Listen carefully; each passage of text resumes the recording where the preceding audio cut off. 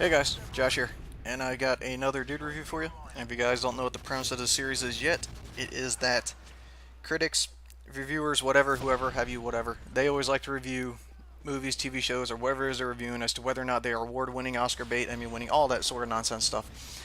They never actually review it to see whether or not it appeals to a normal dude, but I am a normal dude, and this is how I review them, so I'm going to let you guys know if the stuff appeals to a normal dude or not.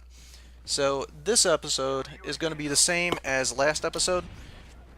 With we're going to be sticking with the Spartacus TV show, but this one, last time we reviewed Blood and Sand. This review is going to be for Gods of the Arena, which is kind of a prequel.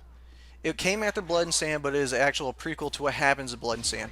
And the reason behind this is that, I told you last time that Andy Whitfield came down with his non-Hodgkin's lymphoma stuff again, and the show producers wanted to kind of give him a chance to recuperate from all the chemo and all that stuff, but he ended up dying.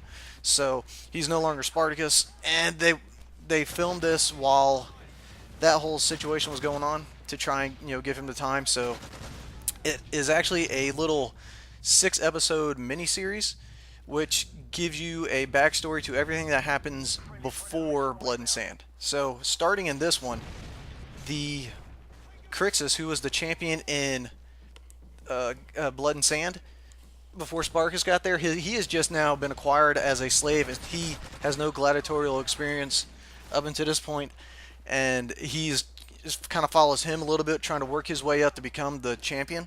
And at the beginning, the champion that is current is a guy named Gannigus, who, on first appearance, when I first saw him, he reminded me of the Heartbreak Kid Shawn Michaels, for all you 90s wrestling fans out there. I think he still does that wrestling stuff now. But yeah, when I first saw him, I was like, hey, that reminds me of him.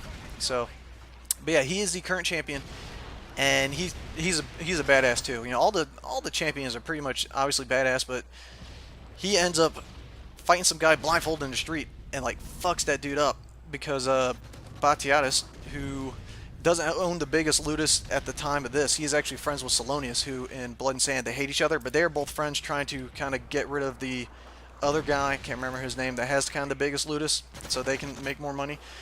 He ends up running his mouth saying that Gannigus can beat any one of his guys blindfolded, so the guy ends up taking him up on it, and they fight in the street, and Gannigus fucks him up, and it's awesome. But yeah, it follows all these different backstories, shows where the characters came from. Like in this one, Anameus, who was the Doctore in the Blood and Sand, he is still an actual gladiator himself.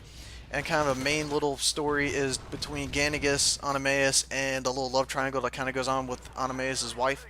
And I don't want to ruin too much for you, but something happens. Gannigus gets all pissed and he doesn't want to be there anymore. So at the end of the season, there's the two competing houses between Salonius and Batiatus, because they end up fracturing at this point, and their guys fight, and Gannigus wins his freedom, and Batiatus offers him to pay him just stupid amounts of money to stay and fight for him, but he just wants out because of what happens, and Batiatus can't figure it out, but follows them around.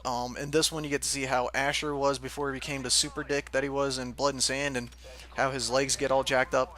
It's good because it takes what are really strong characters in Blood and Sand and actually gives you a chance to kind of see where they came from, because had that whole thing not happened, this little series wouldn't have been made, and we wouldn't know the backstory of all these characters.